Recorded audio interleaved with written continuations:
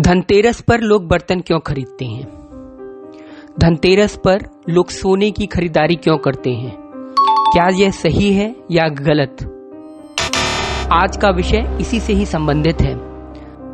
अक्सर लोगों को अपने त्योहारों और पर्वों के पीछे का रहस्य और तथ्य नहीं पता होते, जिसके कारण हम हिंदू लोग ही अपने त्योहारों और पर्वों का लाभ नहीं उठा पाते।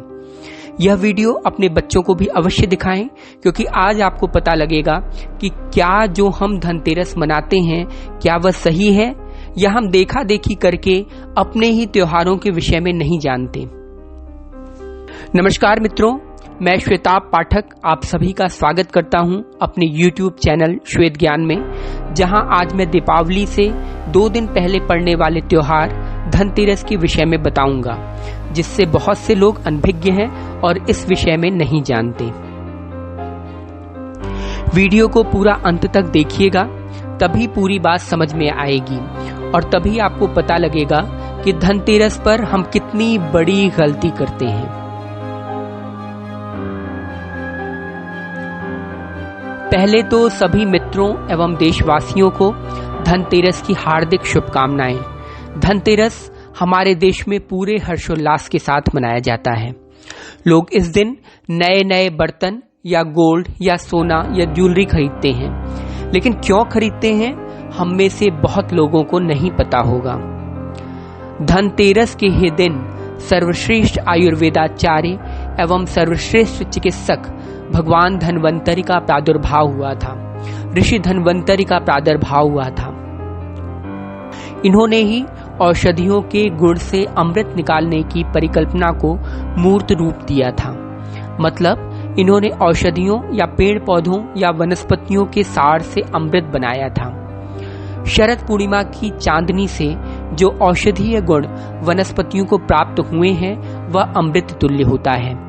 शरद पूर्णिमा के विषय पर 2 वीडियोस मैंने डाले हैं, जिनका लिंक डिस्क्रिप्शन में दिया हुआ है, आप उसे देख सकते हैं। पूरी बात समझने के लिए इन दोनों वीडियोस को अवश्य देखिएगा। भगवान धन्वंतरि को आयुर्वेद की चिकित्सा करने वाले वैद्य या आरोग्य का देवता कहते हैं। इन्होंने ही अमृतमय औषधियों की खोज की थी। इनके वंश में दिवोदास हुए, जिन्होंने शल्य चिकित्सा का विश्व का पहला विद्यालय काशी में स्थापित किया, जिसके प्रधानाचार्य आचार्य सुश्रुत बनाए गए थे। सुश्रुत दिवोदास के ही शिष्य थे और ऋषि विश्वामित्र के पुत्र थे। उन्होंने ही सुश्रुत संहिता लिखी थी। सुश्रुत विश्व के पहले सर्जन या शल्य चिकित्सक थे। समुद्र मंथन से भगवान धन्वंतरि का प्राकट्य हुआ था। इन्हें औषधियों का देवता भी कहा जाता है। यह अमृत कलश लेकर समुद्र से उत्पन्न हुए थे। इनके एक हाथ में अमृत कलश और दूसरे हाथ में आयुर्वेद जैसे विज्ञान की अवधारणा की गई है। आयुर्वेद के महान ज्ञाता होने के कारण शास्त्रों में यह दिखाया जाता है कि समस्त वनस्पतियां औषधियों के समान हैं। उनका सेवन उनके गुणों को जान कर करना आपके शरीर के अंदर आरोग्यता लाएगा, जो अमृत के समान होता है। देखिए, सबसे प्रमुख बात यह है कि धनतेरस का धन से कोई संबंध नहीं है। जी हाँ, दोबारा सुन लीजिए, धनतेरस का धन से कोई संबंध नहीं है। धन्वंतरि ऋषि का प्राकट्य त्रयोदशी के दिन होने के कारण इसे धनतेरस बोला जाता है। धन का मतलब भगवान धन्वंतरि से संबंधित, धन धन्वंतरि से संबंधित है, और तेरस का अर्थ है त्रयोदशी से। भगवान धन्वंतरि या सर्वश्रेष्ठ आयुर्वेदाचार्य के इस प्राकट्य दिवस को भारत सरकार की तरफ से राष्ट्रीय आयुर्वेद दिवस के रूप में भी मनाया जाता है। बाजारीकरण एवं भौतिकतावाद की अंध दौड़ ने इसके रूप को गलत ढंग से प्रेषित किया है। धन शब्द के कारण लोग इसे लक्ष्मी या धन से जोड़ देते हैं, और बाजारवाद ने इसी मूर्खता का फायदा उठाया और लोगों के दिमाग में एडवर्टीजमेंट के माध्यम से यह प्रचार प्रसार किया कि इस दिन सोना खरीदने पर लाभ होगा, या इस दिन नए आभूषण खरीदने पर लक्ष्मी की कृपा बरसेगी। परंतु ऐसा कुछ नहीं है। इसका सोना या गहना या आभूषण खरीदने से कोई संबंध नहीं है। लेकिन इस दिन लोग नए बर्तन भी खरीदते हैं। उसका क्या रहस्य है? लोग खरीदते तो हैं, पर शायद यह 99% लोगों को नहीं पता होगा कि वह बर्तन क्यों खरीदते हैं। देखिए, इस दिन बर्तन इसलिए खरीदा जाता है क्योंकि यह प्रतीक है उस कलश का जिसको लेकर भगवान धन्वंतरि प्रकट हुए थे। उस कलश में अमृत था, उस पात्र में अमृत था। उसी पात्र या कलश के प्रतीक धनतेरस पर नए पात्र या नए कलश को खरीदने की परंपरा चली। यह अच्छी बात है कि लोग नया बर्तन या नया पात्र खरीदते हैं, लेकिन अमृत तुल्य औषधि को सब भूल गए। यह वही बात हुई कि टेलीविजन का कार्टन खरीद लिया, लेकिन उसके अंदर का टेलीविजन नदारद है।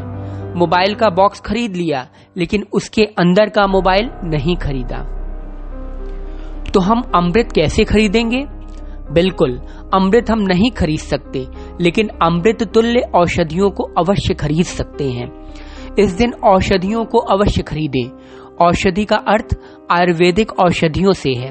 वह एलोपैथी वाले विष की बात नहीं कर रहा हूँ। एलोपैथिक मेडिसिन एकमात्र जहर है, कालकूट विष है जो स्वर्ण पात्र या सोने के पात्र में रखा हुआ है। उसको स्वर्ण पात्र में देखकर लोग लालच में आ जाते हैं, लेकिन यह उनके समस्त दुख, रोगों और मृत्यु का कारण बनता है, जन धन की हानि पहुंचाता है। इसलिए धनतेरस के दिन नए पात्र या बर्तन के अलावा कोई न कोई औषधि अवश्य खरीदे और औषधियों की पूजा या औषधीय वनस्पतियों का पूजन और आयुर्वेदिक चिकित्सक का सम्मान अवश्य करें। औषधि के रूप में आप आयुर्वेदिक काढ़ा बनाकर खरीदे हुए नए पात्र या बर्तन में जो आपने बर्तन खरीदा है उसमें डालकर उसको भगवान धन्वंतरि का ध्यान कर उनसे अपने परिवार के स्वस्थ आरोग्य की कामना कर उस काढ़े में अमृत की भावना भावित कर पूरे परिवार को सेवन करना चाहिए। औषधि के रूप में त्रिफला खरीद लीजिए या हरण खरीद लीजिए या गिलोय खरीद लीजिए या कोई भी ऐसी औषधि जैसे एलोवेरा, घृत कुमारी या तुलसी या गिलोय, अजवाइन या आंवला इत्यादि खरीदकर उसका पूजन और सेवन करिए। यह अभियान प्रत्येक हिंदू के घर घर पर चलना चाहिए और प्रत्येक सनातन धर्मियों को इसे आंदोलन या अभियान का रूप देकर इस दिवस को आयुर्वेद की महत्ता या इम्पोर्टेंस को विश्व विदित कराना चाहिए। हम इसलिए विश्व गुरु थे क्योंकि हम पहले अपनी प्राचीन विद्याओं पर आधारित थे। सभी का विज्ञान हमने सभी को दिया और पूरे विश्व ने हमसे ग्रहण किया, लेकिन कालांतर में आते आते हमने सब भुला दिया और पश्चिमी देशों के अंधानुकरण में फंस गए। उन्होंने हमारा अपना लिया और हम पीछे रह गए। यह अभियान चलना चाहिए कि इस दिन सोने जवाहरात न खरीदकर औषधियों को खरीदा जाए और उसका नए पात्र में या नए बर्तन में जो आपने खरीदा है उसमें सेवन करना चाहिए। दिक्कत अवश्य आएगी और घनघोर विरोध भी होगा, क्योंकि आम जनमानस में मूर्खतावश और बाजारवाद के कारण यह दिमाग में भर गया है कि यह धन का दिवस है और इस दिन सोना चांदी इत्यादि खरीदना चाहिए।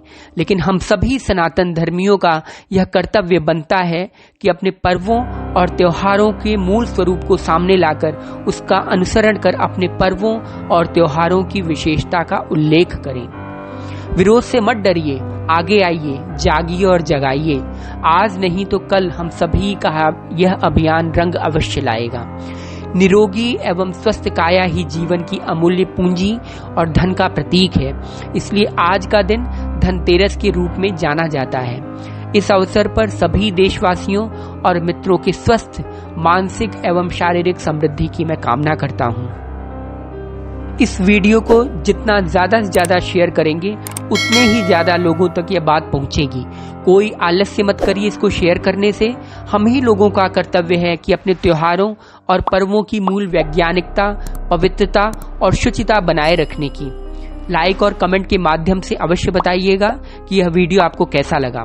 आपके लिए मात्र एक बटन होता है, लेकिन मेरे लिए यह एक एनर्जी बूस्टर का कार्य करती है, जिससे मुझे नए नए विषयों पर वीडियोस बनाने को बल मिलता है। बाकी का बने रहिए मेरे इस चैनल श्वेत ज्ञान पर, और मैं विश्वास दिलाता हूँ कि आपको नए नए विषयों और रहस्यों से मैं इसी तरह अवगत कराता रहूंगा। तब तक के लिए मैं अपने 2 स्वर रचित दोहों के साथ इस वीडियो को विराम देता हूँ।